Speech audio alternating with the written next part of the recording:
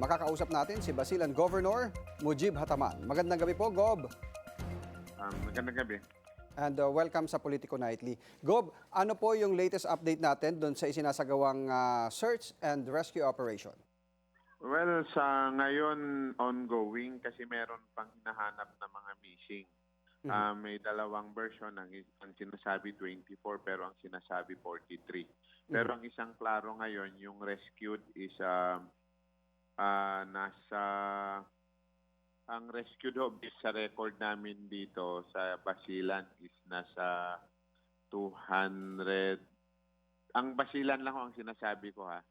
Ang sa Basilan is nasa 231 at Okay. ito yung patay doon.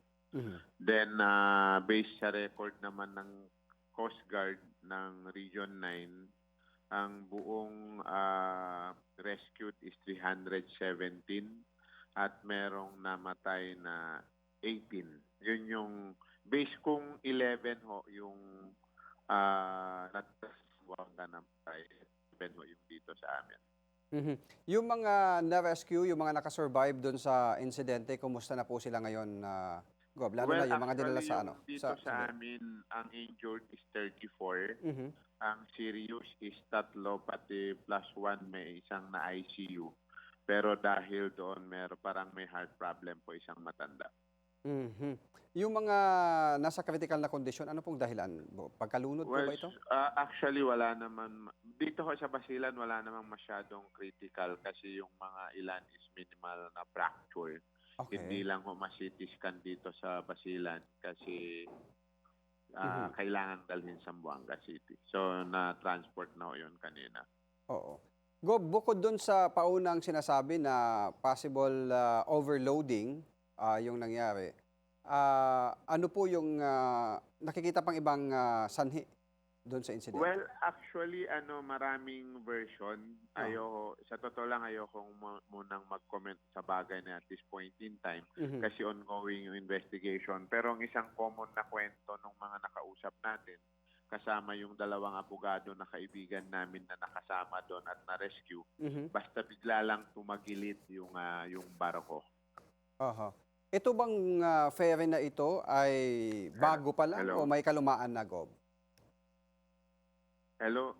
Actually, hindi ko alam kung ano yung assessment nila based doon sa barko. Pero syempre, mga ibang barko ay matagal. Hindi ko lang alam kung anong barko tong yung physical appearance maliban doon sa pangalan niya. Ang probinsya po ba ay tumutulong or yung mismong kumpanya ay may pinabot ng tulong doon sa mga apektadong pasahero? Well, actually, kanina lang yung nalaman ko yung from Basilan ho, nung transport yung iba to Zamboanga City kasi karamihan na ho taga Sulu kasi dapat dadaan naman talaga ng Zamboanga kasi yung first batch na pinadala namin is 125. Parang yun, of course, sa barko ng kumpanya na sinakay. Pero on the part ho ng province, city government at DSWD, nagpaabot ho kami ng assistance. Especially yung provincial government. Oo. Diyan ba sa pinangyarihan kung saan lumubog yung barko, Gov, malakas ba ang current dyan ng tubig? Hello. Chappy po kayo. Yes, go ahead. Gov, yung pinangyarihan ng paglubog ng barko, may history na ba dyan na malakas yung current ng tubig sa ilalim? Well, actually, ang kwento nila ho sa amin, wala namang malakas na alon. Meron lang konting wave at ang sinasabi nila ho, walang problema sa weather. Okay. So, hindi weather-related yung incident. Yun yung common na sinasabi nila. At ang kwento na lang ho sa amin ng mga ilang survivors ay common ho, basta tumagilid lang bigla ang barko. Oo. Ito ba ay tuluyang lumubog, Gob, doon sa ilalim ng dagat, yung barko? Yes, opo. Oo. So may slowly lumubog ho ang barko. Tumagilid. so kailangan ng mga divers para suriin yung laman. Malamang. Kasi ang as of kanina mga 5:30, ang nakausap namin yung Coast Guard Region 9, ongoing yung barko nila na doon sa area nagre-rescue. Okay. Oo. So, ilan pa yung record nyo, Gob? Nasa 20 or 40 yung record na ba sila? Alin ho? Ang missing.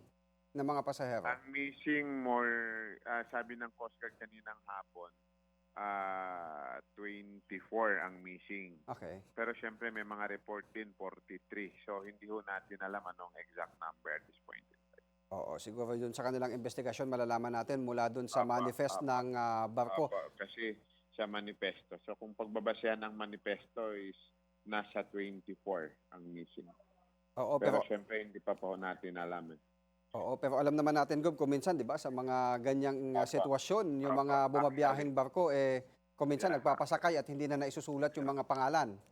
Apa, actually. Oo. Pero, Gob, ito yung ikalawang malubhang trahedya na kinasangkutan ng Allison sa loob ng 3 taon. O, anong tingin nyo po dito sa nangyari Well, ngayon? ang tingin ko rito, dapat si Marina at si Coast Guard i-review nila. Kasi yung una sunog, ito naman lumubog lang, no? Hindi natin alam kung ano yung sani nung una sunog.